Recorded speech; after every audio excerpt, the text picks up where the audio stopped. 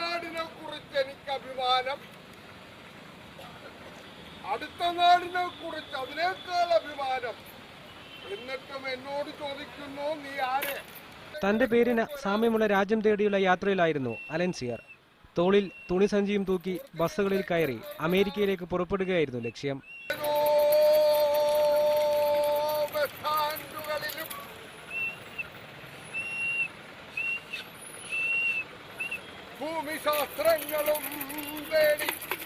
ജനിച്ച വീട്ടിൽ ജീവിക്കാനുള്ള അവകാശത്തിന് വേണ്ടിയുള്ള പ്രതിരോധമാണ് തന്റേതെന്ന് അലൻസിയർ പറഞ്ഞു. ഇത് പ്രതിഷേധമല്ല, എൻ്റെ ഒരു പ്രതിരോധമാണ്. ഞാനൊരു ആക്ടറാണ്. ഞാൻ ഈ ഭൂമിയിൽ ജീവിക്കുന്ന ഒരു മനുഷ്യന് എനിക്ക് തണുപ്പ് കൂടുമ്പോൾ ഞാനൊരു പുതപ്പെടുത്ത് മൂടും, ചൂട് കൂടുമ്പോൾ ഞാൻ ഫാനിടും, അല്ലെങ്കിൽ കാറ്റുള്ള സ്ഥലത്ത് പോയിരിക്കും.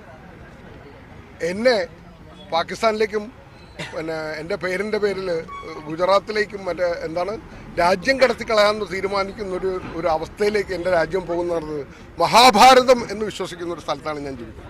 അതിനൊരു മഹാഭാരതത്തിൻ്റെ ഒരു അർത്ഥമുണ്ട്. അത് മനസ്സിലാക്കാതെ പോകുന്ന കുറേ മനുഷ്യരുടെ ഇടയിലാണല്ലോ നമ്മളിപ്പോൾ എത്തിപ്പെടേണ്ടി വരുന്നെന്നുള്ള എൻ്റെ ഒരു പ്രതിഷേധമാണ്. കമലിനെതിരെയുള്ള സംഘപരിവാർ ഭീഷണിക്കെതിരെയായിരുന്നു ഒറ്റയാൾ പ്രതിഷേധം. കമൽ വിഷയത്തിൽ സിനിമാ മേഖലയിലെ ഭൂരിഭാഗവും നിശബ്ദത പുലർത്തുമ്പോഴാണ് അലൻസിയറിന്റെ ഒറ്റയാൾ പ്രതിഷേധം. നമുക്കറിയാം, സിനിമയിൽ ഒരുപാട് ആർട്ടിസ്റ്റുകൾ ഇപ്പോഴും ഉണ്ട്. കമലിനെ പോലുള്ള ഒരു സംവിധായകനെതിരെ ഇങ്ങനെ പാകിസ്ഥാനിലേക്ക് പോകുമെന്ന് ചില ആൾക്കാർ നിലവിളിക്കുന്ന സമയത്ത് എല്ലാ ആൾക്കാരും, ഒരുപക്ഷെ ഭൂരിഭാഗം ആർട്ടിസ്റ്റുകളും അവരുടെ വളരെ കംഫർട്ട് സോണിൽ ഇരുന്നിട്ട് ഇതിനെതിരെ ഒന്നും പ്രതികരിക്കാതിരിക്കുമ്പോൾ കാസർഗോഡെങ്കിൽ കാസർഗോഡ് എവിടെയെങ്കിലും തന്റെ പ്രതിഷേധം, തന്റെ പ്രതിരോധം രേഖപ്പെടുത്തേണ്ടതുണ്ട് എന്ന് മനസ്സിലാക്കിയിട്ടാണ് ശ്രീ അലൻസിയർ ഇങ്ങനെയൊരു പ്രതിരോധ നാടകവുമായിട്ട് നമ്മുടെ മുന്നിലേക്ക് എത്തുന്നത്.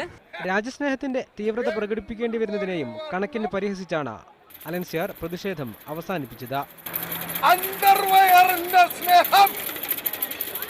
രാജ്യസ്നേഹമല്ല. ഷെഫീഖ് നസറുള്ള, മീഡിയ 1, കാസർഗോഡ്.